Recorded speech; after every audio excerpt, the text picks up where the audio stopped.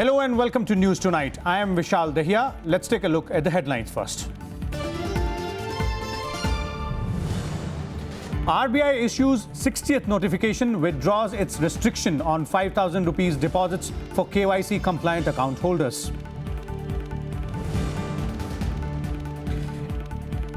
Election Commission decides to seek income tax probes into finances of over 200 political parties. Political parties welcome this move.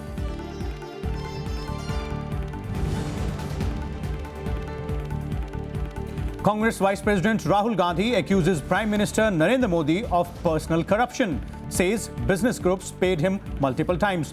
BJP refutes charge, says it shows the Congress party's desperation.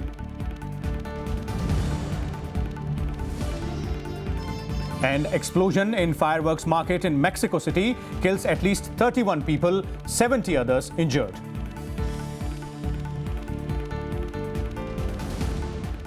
Let's take a look in the news in details. Reserve Bank of India has issued a fresh notification on Wednesday withdrawing restriction on 5,000 rupee deposits for KYC compliant account holders. Now, fully KYC compliant account holders can deposit over 5,000 rupees without any interrogation by two bank officials. There have been nearly 60 notification changes by the RBI and Finance Ministry since the demonetization policy was announced on 8th of November. A breather for depositors waiting for the queues at the banks to shorten. In a sharp rollback, the Reserve Bank of India has withdrawn its restrictions on bank deposits exceeding 5,000 rupees in old notes. Barely 48 hours ago, it had issued a circular to banks that deposits of 5,000 rupees and above will come under scrutiny. You have taken a U-turn as if you are experimenting a trial and error method. Because when KYC is already there is no question of further query because he's already answerable to it. The fresh RBI notification had been widely criticized. While the objectives of the demonetization to battle corruption and black money has been widely welcomed, the flood of directives to banks has piled on the problems for the common man. जनता के पास इतना time नहीं है कि वो रोज नियम को update करके उसके हिसाब से प्लानिंग करके चले। आप डेली नियम बदलते हैं, डेली जनता के पास नया नियम पहुंचता है, लेकिन अगर उस नियम के अकॉर्डिंग भी जाते हैं तो जो बैंक वाले हैं उनके पास वो नियम का कोई भी सर्कुलर आता नहीं है, वो भी कंफ्यूजन में है। Meanwhile, the political slugfest over the demonetization decision is far from over. The opposition continued its tirade against the government, while the ruling dispensation claimed demonetization is a game changer. It's faster than Mohammed bin Tughlaq. He took some time. There was some weeks gap. Here's a situation where you have it done all in 48 hours. All this notification, re-notification, measures taken by the government of India, it's only in the interest of the nation, in the interest of the people, in the interest of a common citizen. Number is not important. It is the efficiency, it is the convenience of people. That is more important for us. The government pulled out 500 and 1,000 rupee bills on November 8 and has since announced near-daily changes to banking rules to manage the transition. The move has led to a severe cash crunch. Cash withdrawals from banks have been restricted to 24,000 rupees per account per week, although most banks are unable to provide even that. Kriti Mishra's report for Rajya Sabha TV. In a move to promote cashless transactions, the Narendra Modi government today decided to bring in an ordinance. This will effectively amend the Payment of Wages Act to allow business and industrial establishments to pay salaries through checks and electronic method. Report said employers will also have the option to pay wages in cash. As per practice, the government introduces ordinances to amend laws where new rules need immediate implementation. In other decisions, the centre approved creation of the Indian Enterprise Development Services in the Office of Development Commissioner, Ministry of Micro, Small and Medium Enterprises. The services was created by absorbing 11 trades for which recruitments were done differently following different rules. The Cabinet also approved re-promulgating the ordinance to amend the Enemy Property Act, a nearly 50-year-old law to guard against claims of succession or transfer of properties left by people who migrated to Pakistan and China after the wars. Political parties today welcomed the Election Commission's decision to seek income tax probes against 200 delisted political parties. The Election Commission is writing to the Central Board of Direct Taxes, informing it about the decision to delist parties that exist only on paper. The Election Commission is all set to seek income tax probes into the finances of over 200 political parties. These have been delisted over a period of time for not contesting elections. Government ये examine करने के बाद पाया जाएगा कि political party जो हैं वो सिर्फ रजिस्ट्रेशन के नाम पे अपना रजिस्ट्रेशन करवा करके और टैक्स एग्जम्पशन ले रही हैं, तो this is a fraud on the constitution, fraud on the institute. तो मेरा मानना है कि इस तरह का मामले को गवर्नमेंट सरकार जो है वो गंभीरता से लेगी। Political parties welcomed the move. The BJP said electoral reform is mandatory for the nation, while the BSP said all political parties should function within the legal framework and avoid indulging in money laundering operations. The Election Commission should definitely examine whether these political parties exist on paper, and if they do, and if they are involved in these activities, then the Election Commission has a right to definitely, as per law, take action against such parties.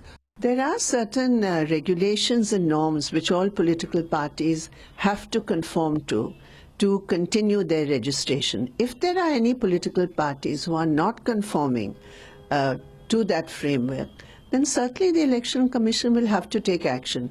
We are all for all the steps that will be taken towards electoral reforms, and we welcome all steps being taken by the Election Commission, and we do hope that there would be a consensus with all political parties supporting the Election Commission.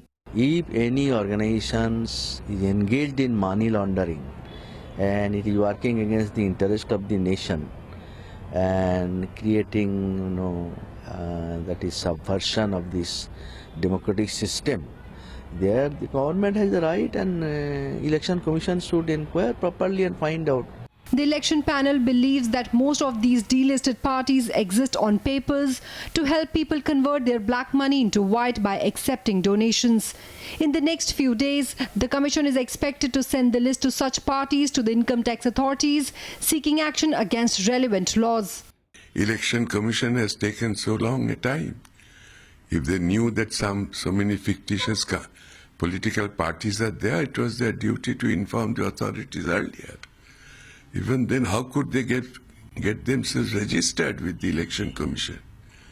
And if they have had no activity, obviously they have no activity. They are not taking part in elections. What for they remained in the list of the Election Commission? While the Election Commission has the mandate to register a political party, it lacks the powers to deregister any party. The Commission used its powers under Article 324 of the Constitution to delist parties for being dormant and not contesting elections for a long time. Beside the 7 national parties, BJP, Congress, BSP, TMC, CPI, CPIM and NCP and 58 state parties, there are over 1,780 registered but unrecognized political parties in the country. Bureau Report, Rajya Sabha TV. Congress Vice-President Rahul Gandhi made corruption allegations against Prime Minister Narendra Modi at a rally in Mehsana in Gujarat, claiming that Prime Minister Modi was paid huge money during his stint as Gujarat Chief Minister. Gandhi demanded an independent probe into the matter. Gandhi said that Modi received crores from the Sahara Group, saying the company paid money to Prime Minister Modi on several occasions within a period of 6 months. Gandhi, who had recently claimed to be in possession of evidence regarding the Prime Minister's personal involvement in corruption, also attacked the centre over demonetization, calling it anti-poor. 2.5 साल से inquiry क्यों नहीं हुई?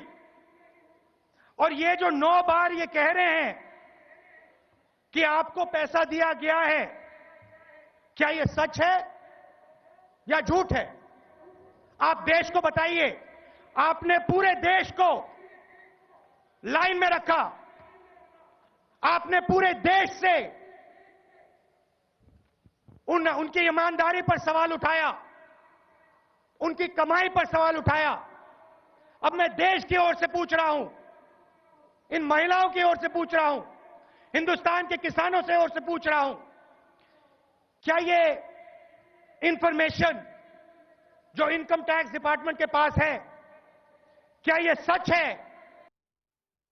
The BJP has, however, refuted all the charges made by Rahul Gandhi, saying it is just a desperate attempt by the Congress Vice President to divert attention from his own corruption.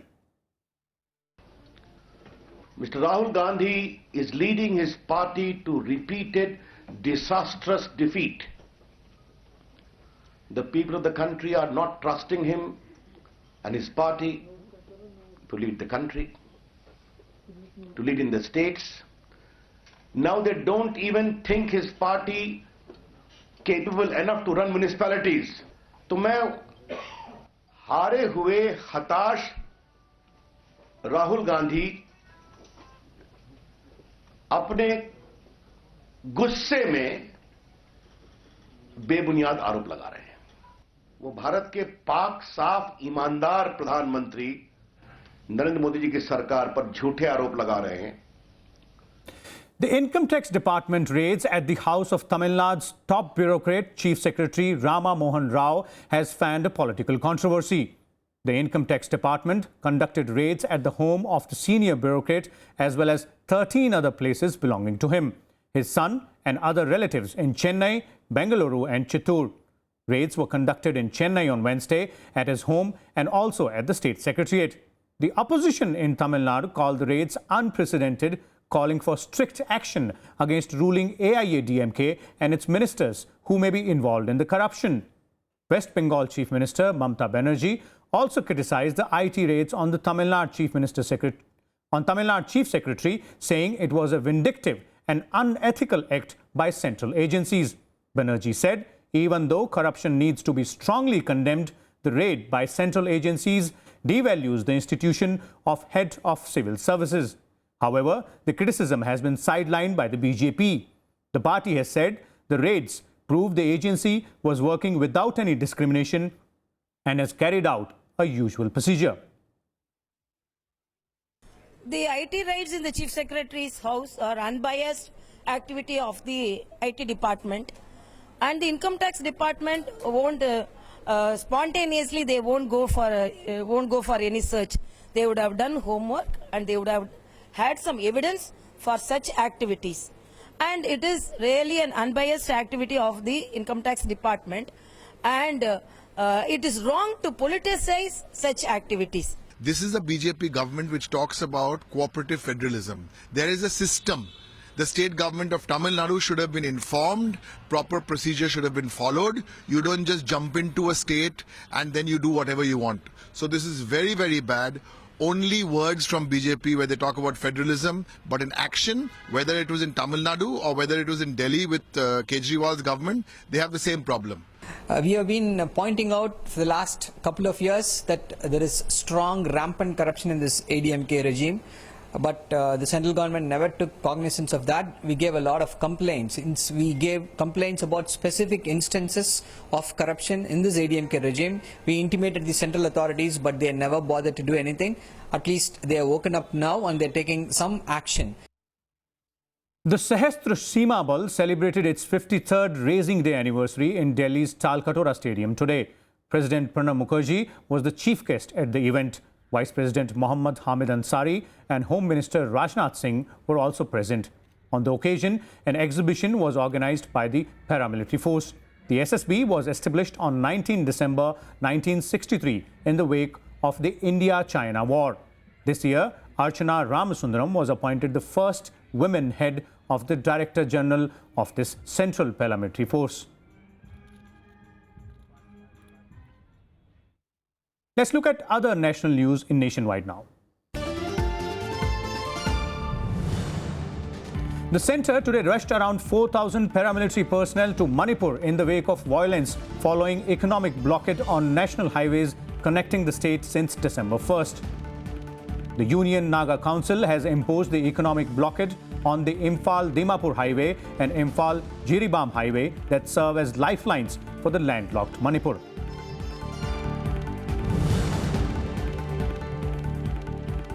The central team, deputed by the government to assess the extent of damage caused by cyclone storm Varda in Tamil Nadu, is expected to arrive in Chennai soon. The Union Home Ministry team includes officials from the Ministries of Finance, Agriculture, Industries and Rural Development, among others.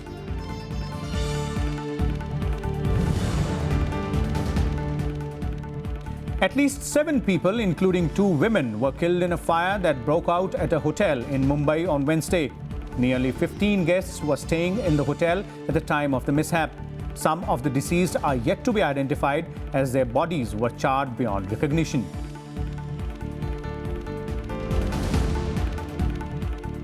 Let's take a short break here.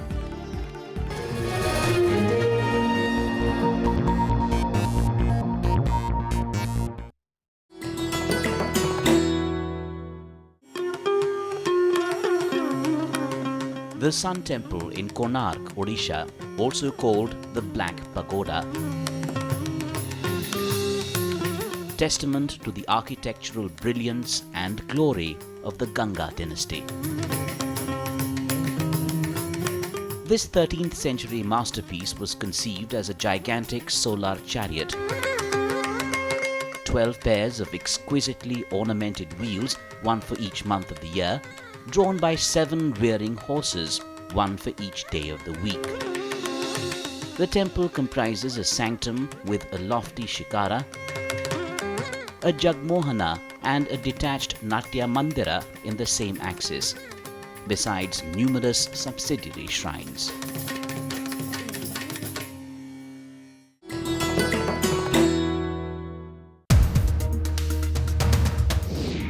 Maternity benefit law. People have said that it caters only to the women in the formal sector. We are talking about women in formal employment. How do you cater to somebody who's not employed? Can the political class really prohibit themselves from treating women as a vote bank? And nobody can treat anybody as a vote bank unless you want to be treated as a vote bank. Do you also feel suffocated at times in politics? Probably that you're not able to do what you think? Because I do exactly what I want to do. And you're allowed to do that? No, nobody has to allow me.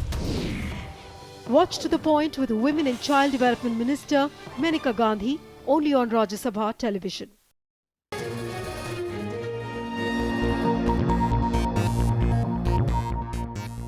Welcome back. Let's take at some international stories now. An explosion ripped through a fireworks market on the northern outskirts of Mexico City, killing at least 31 people and injuring 70 others. More than 80% of the 300 stalls at the market were destroyed by the explosion.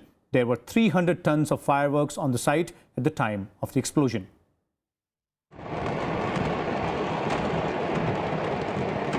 Fireworks rocketing into air outside Mexico City. But this was no celebration. Dozens of people were killed, 70 were injured after an explosion ripped through the San Pablito fireworks market. Fireworks continued to explode after the initial blast, with black smoke billowing from the area. Donde lo primero fue mitigar el incendio, que fue muy grave. O sea, como tú puedes ver, se perdió casi todo lo que era el mercado de cohetes. En este momento difícilmente podemos hacer un recuento de los daños. Sé que hay más de 45 heridos que están en... The market was especially crowded as people headed into the holidays, with local residents shopping for fireworks to mark Christmas and New Year celebrations. Many children were among those who were left badly burnt. The cause of the explosion was not immediately known. Pues estábamos en el área de baños y empezó a explotar un local al final de todos del todo el pasillo, y se empezó a venir en serie uno tras otro y la gente empezó a caer mucho. Venía corriendo hacia la salida y empezaron a caer mucha gente. While emergency personnel were rushed to the scene, there was very little that firefighters could do. Due to the sheer number of stalls, they had no choice but to let the unexploded fireworks go off. The army was also rushed to the scene. President of Mexico Enrique Pena Nieto tweeted condolences to families that lost loved ones and wished a speedy recovery to the injured. Bureau Report, Rajya Sabha TV. In a major breakthrough in the Berlin Christmas market attack, the German police has reportedly started searching for a Tunisian man for the attack. They're looking to track down 23-year-old Anis A, whose identification papers were found in the truck. A photograph of the man was released to help the public identify him.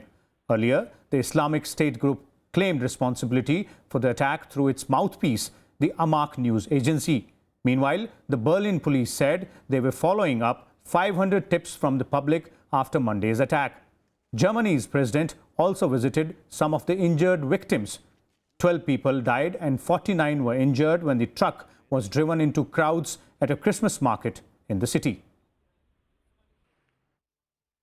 Rund die Uhr arbeitet, den Verdächtigen, den Täter vom Breitscheidplatz zu ermitteln und festzunehmen. Die Ermittlungen werden vom Generalbundesanwalt geführt. Die Kollegen waren die ganze Nacht dabei, Spuren zu sichern, Vernehmungen durchzuführen und letztendlich dieses Puzzle zusammenzusetzen. Aber bitte haben Sie auch Verständnis, dass ich Einzelheiten zu den laufenden Ermittlungen zurzeit nicht bekannt geben kann. Let's take a look at some other international stories in Global Buzz. 7 people were killed and 15 injured in a bomb attack on the offices of an Iranian Kurdish opposition party in northern Iraq. The attack took place as party members of the Democratic Party of Iranian Kurdistan were celebrating the winter solstice. No group claimed responsibility for the attack, but Islamic State terrorists have carried out similar attacks in the recent past.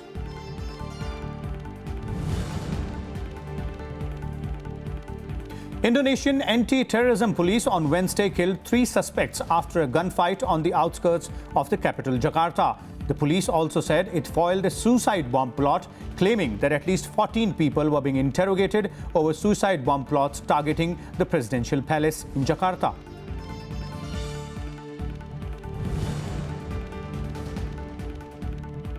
Northern China continued to be shrouded in smoke for a 5th straight day. Most of the highways were closed due to weather conditions as the air quality index reached a hazardous level. China began a war on pollution in 2014. However, it has struggled to reverse the damage done by decades of breakneck economic growth.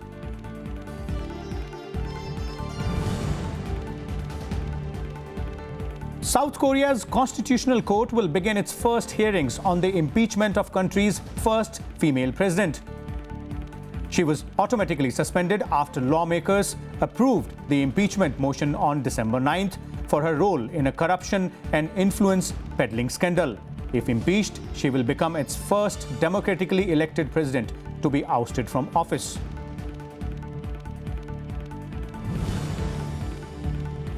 Now some news from sports. Indian spinners Ravichandran Ashwin and Ravindra Jadeja topped the latest ICC bowling rankings. Jadeja's maiden 10-wicket match haul against England in Chennai propelled him to 2nd position behind teammate Ashwin. This is just the 2nd time the top 2 spots in the test ranking for bowlers have been occupied by Indian players. The last was spinner Bishan Singh Bedi and leg spinner Bhagwat Chandrasekhar in 1974.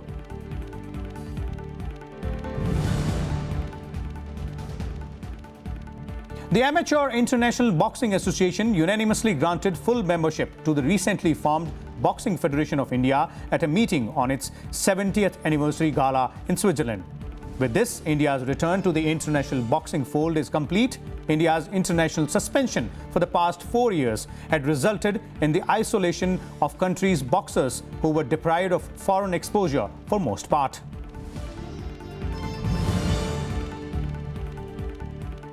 Two-time Wimbledon champion Petra Kvitova has been ruled out for at least 3 months after undergoing surgery to her left hand, which was cut by a knife in a burglary attack. Kvitova suffered an injury on all 5 fingers and 2 nerves in her playing hand after fighting with the burglar at her home in the eastern Czech town.